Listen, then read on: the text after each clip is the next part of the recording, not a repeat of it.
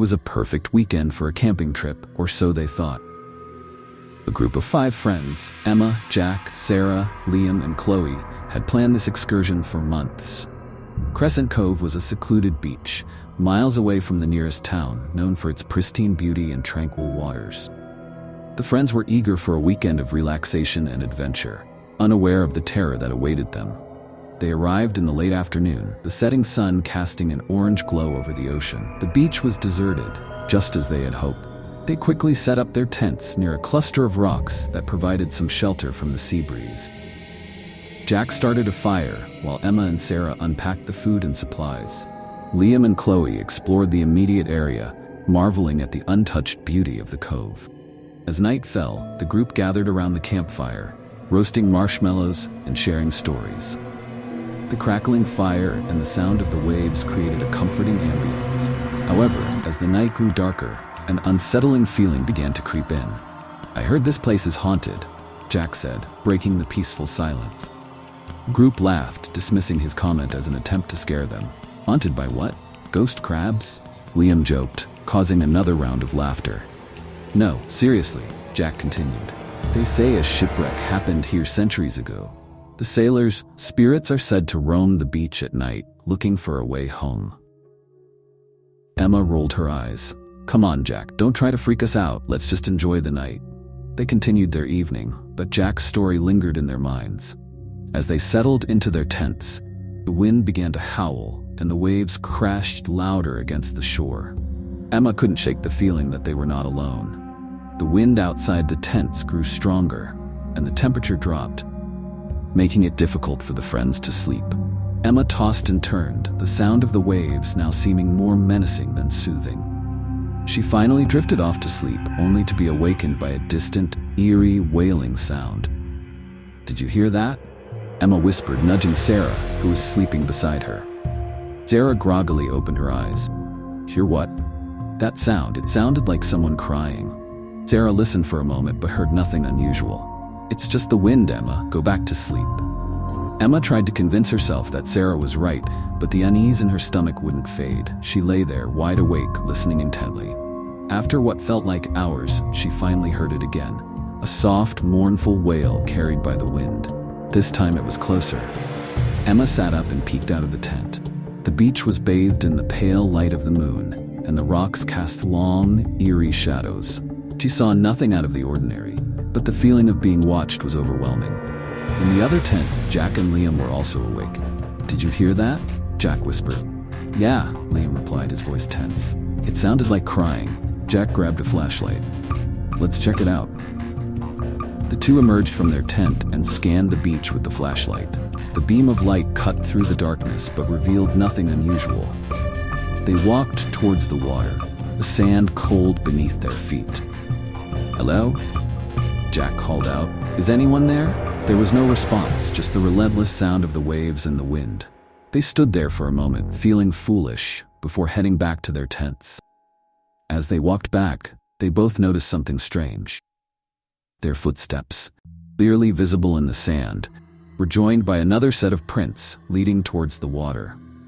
They exchanged worried glances but decided to keep it to themselves for now. Next morning, the group woke up to a beautiful, sunny day. The eerie events of the previous night seemed like a distant memory in the warm daylight. They spent the day swimming, sunbathing, and exploring the surrounding cliffs. However, Emma couldn't shake the feeling that something was wrong. While exploring a cave near the beach, Emma and Chloe stumbled upon something strange. Deep in the cave, they found old, weathered pieces of wood and rusted metal that looked like they came from a ship. Chloe shivered. "Do you think this is from the shipwreck Jack was talking about?" Chloe asked. Emma examined the debris. "It could be, but why is it here? The shipwreck was supposed to be far out at sea."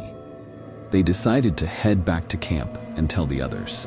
As they walked back, they noticed a series of strange symbols carved into the rocks near the cave entrance. They looked ancient, almost like warning. Back at the camp, they shared their discovery with the rest of the group. Jack's face turned serious. "Maybe my story wasn't just a story after all." Liam scoffed.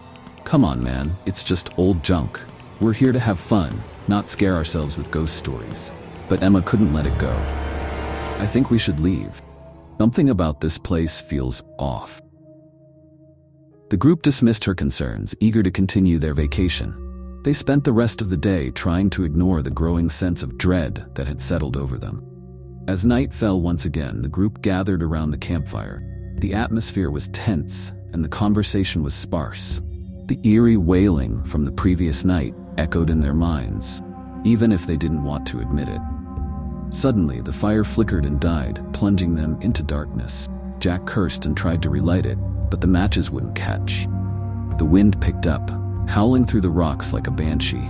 Then, they heard it, the same mournful wail from the night before. This time, it was unmistakably close. The friends froze, their hearts pounding in their chests. "Did you hear that?" Sarah whispered, her voice trembling. "It's the wind," Liam insisted, but his voice lacked conviction. The wailing grew louder, now accompanied by faint whispers that seemed to come from all around them. Panic set in, and they huddled together, their flashlights scanning the darkness.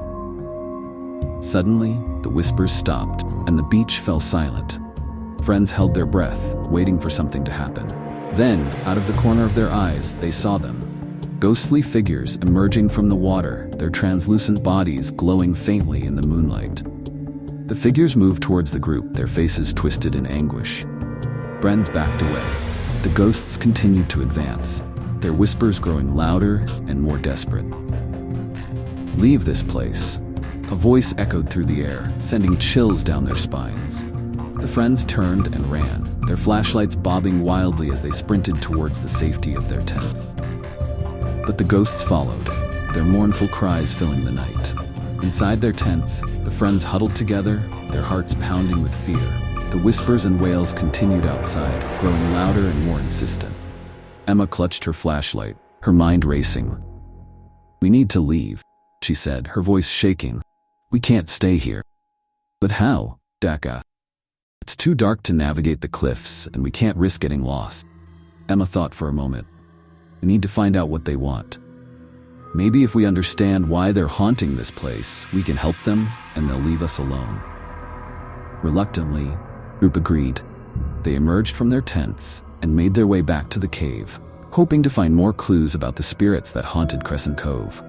Inside the cave, they examined the shipwreck debris and the strange symbols on the walls. Emma noticed a small weathered journal among the debris.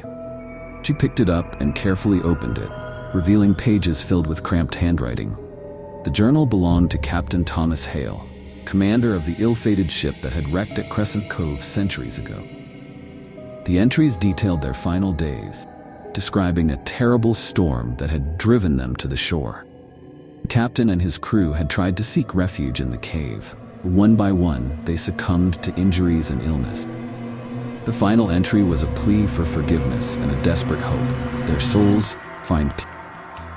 Emma read the final entry aloud, her voice trembling. "We are lost, our souls doomed to wander this forsaken place. If anyone finds this, please help us find peace." The friends exchanged worried glances. They knew what they had to do. Armed with the knowledge from the journal, the friends set out to perform a ritual to help the spirits find peace. They gathered the remnants of the shipwreck and arranged them in a circle on the beach. Jack built a small fire in the center, and Emma placed the journal and the captain's hat beside it. "We need to say a prayer or something," Sarah suggested, "to help guide their spirit." Emma nodded and began to recite a prayer, asking for the spirits of Captain Hale and his crew to find peace and move on from this world. The others joined in, their voices trembling but determined. As they finished the prayer, chill winds swept across the beach, extinguishing the fire. The ghostly figures appeared once again, but this time their expressions were softer, more at peace.